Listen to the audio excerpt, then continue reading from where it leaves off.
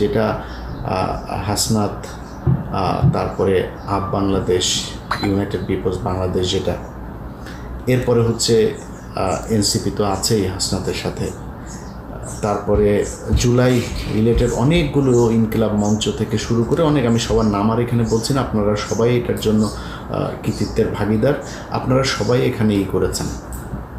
আপনাদের কারণে এখনো পর্যন্ত এই পরবর্তীতে শিবিরও গিয়ে যোগ দিয়েছে সেখানে।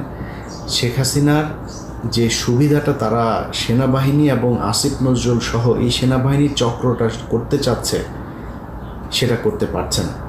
তারা বুঝে উঠতে পারে নাই যে আওয়ামী লীগের ব্যাপারে বাংলাদেশের মানুষ এতটা ঐক্যবদ্ধ। অতএব আব্দুল হামিদকে বের করে দিয়েছেন। সেনাপ্রধান নিজে বলেছে যে 630 জনকে তিনি বের করে দিয়েছেন। তারপরও যত মানুষ পার হয়েছে, এই হামিদের ঘটনা নিয়ে যাকে যাকে আপনার করা হয়েছে, বহিষ্কার করা হয়েছে, ক্লোজ করা হয়েছে, পানিশমেন্ট দেওয়া হয়েছে পুলিশের, এরা আসলে এটার সাথে জড়িত না, এদের কিছু করার নাই। পুলিশের যদি কাউকে পানিশমেন্ট দিতে হয়, সবার আগে এসবির প্রধানকে পানিশমেন্ট দিতে হবে, কারণ তাকে আজ থেকে আরও কয়েক মাস আগে এই অর্ডার দেওয়া হয়েছে, এই লিখিত আকারে তাদের নাম সহ দেওয়া হয়েছে, সেখানে আব্দুল হামিদের তালিকা আছে। সেটা মানেন নাই কেন? অতএব যদি করা হয়, সেনাপ্রধান এটার জন্য দায়ী, ডিজিএফআই প্রধান এটার জন্য দায়ী, এসবি প্রধান এটার জন্য দায়ী, তারপরে বিমানবন্দরের সিকিউরিটির দায়িত্বে যারা আছে তাদের প্রধানদেরকে দায়ী করতে হবে। এত বড় ঘটনা, এত বড় মাপের একজন লোক, আপনার মনে হয় যে কনস্টেবল, এসআই আর ইন্সপেক্টর মিলে তাদেরকে পার করে দিয়েছে, বা কোনো এক জেলার এসপি তাদেরকে বের করে দিয়েছে? এটা সম্ভব না। অতএব এটা রাষ্ট্রীয় পর্যায়ে, একদম উচ্চ পদস্থ পর্যায়ের সিদ্ধান্তের প্রেক্ষিতে তাদেরকে বের করে দেওয়া হচ্ছে। তো দেয়াতে যেটা হয়েছে, আমি কয়েকদিন আগে একটা ভিডিওতে বলেছিলাম যে আওয়ামী লীগ যত দাঁড়াতে চাবে তাদেরকে তত শুয়ে ফেলা হবে। এদের ব্যাপারে বাংলাদেশের মানুষ ঐক্যবদ্ধ, এরা এখনও শিক্ষা এদের হয় নাই। আপনি দেখেন, ভারত পাকিস্তান যুদ্ধ চলছে, সে যুদ্ধের ভেতরে আমি একজন মুসলমান, ভারত আমার মানে পাকিস্তান আর মুসলমান না কি সেটাও দেখার দরকার নেই, পাকিস্তানের সাথে যুদ্ধ হয়েছিল সব বাদ দেন, কিন্তু ভারত তো আমার শত্রু। এই কয়দিন আগেই একটা কিলিং করেছে, এখনও পর্যন্ত আমার দেশের সবচেয়ে বড় শত্রুকে ভারতে নিয়ে জায়গা দিয়ে রেখেছে, এখনও পর্যন্ত আমাদেরকে হুমকি দিচ্ছে। আরাকানের ওইখানে এই আরাকান আর্মিকে দিয়ে আমাদের ভেতরে গ্যাঞ্জাম করতে যাচ্ছে, সে সেখানে প্রক্সি ওয়্যার করছে, এগুলো তো এখনও করেই যাচ্ছে।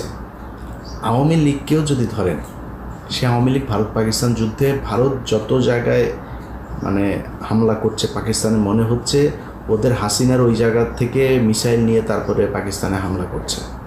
তোদের এত খুশি লাগে কেন?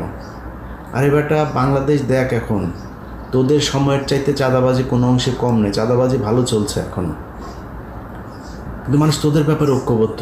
এর কারণ কি?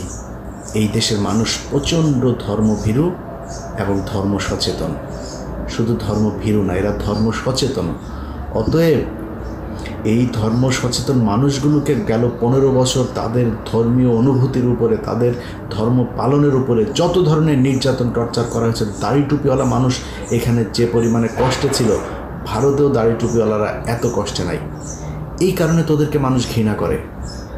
ওদের যারা কিনা এখন ওদের সোশ্যাল মিডিয়াগুলো, বাংলাদেশ আওয়ামী লীগের পেজে দেখবেন কিছু লোকজন এখন উপস্থাপনা করে, ওদের এগুলো সোশ্যাল মিডিয়া দেখভাল করে, তারা যে কজন কেন্দ্রীয় নেতা, বলার মতো নেতা যারা কিনা এই এখন পর্যন্ত গর্ত থেকে বের হয়ে ছোটোখাটো পোস্ট করে, তারাও ভারতের পক্ষে পোস্ট করে। এটাই ওদেরকে এই দেশে জায়গা দেওয়া যাবে না। অতএব আগেও বলেছি, এখনও বলছি, নিঃশ্বাস থাকা পর্যন্ত বলবো, এই আওয়ামী লীগের এই বাংলাদেশে আর জায়গা হবে না। এই প্রজন্ম, এই জেনজি প্রজন্ম যতদিন পর্যন্ত বেঁচে থাকবে ততদিন জায়গা হবে না। এখন প্রশ্ন হচ্ছে, কারা চায় যে আওয়ামী লীগ টিকে থাকুক?